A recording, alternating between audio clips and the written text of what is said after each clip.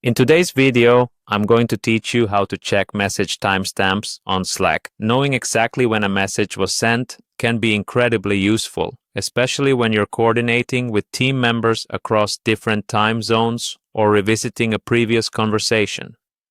Let's walk through the process step by step, ensuring that you have all the information you need to become an expert at checking Slack message timestamps. First, you'll need to visit the Slack website. Open up your preferred web browser and type in the Slack URL or search for Slack in your search engine. Once you arrive on the Slack homepage, direct your attention to the top right corner of the screen where you'll see a button labeled Sign In.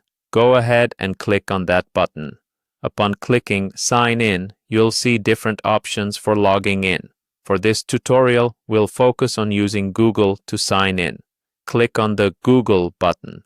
This will prompt you to log in using your Google account credentials. If you're already logged into Google on your web browser, you'll possibly be taken directly into Slack.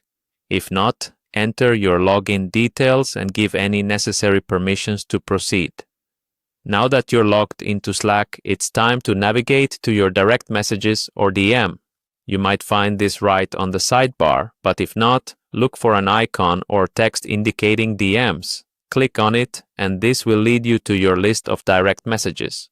Here, you can select the particular chat where you want to check the timestamps. Once you've selected your chat, you're almost there. Find a message within that chat. Hover your mouse over the timestamp that is already visible. This would be the small text often seen above the message.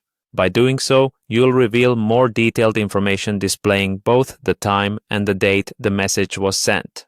This simple action helps you to ascertain exactly when any message was sent or received. Now that you know how to view these timestamps, you can effectively track the flow of your conversations in Slack.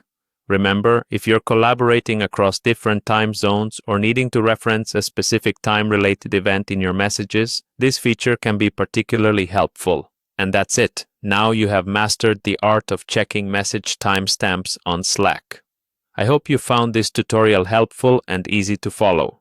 If you have any questions or need further clarification, feel free to leave a comment. Thanks for watching, and I'll see you in the next video.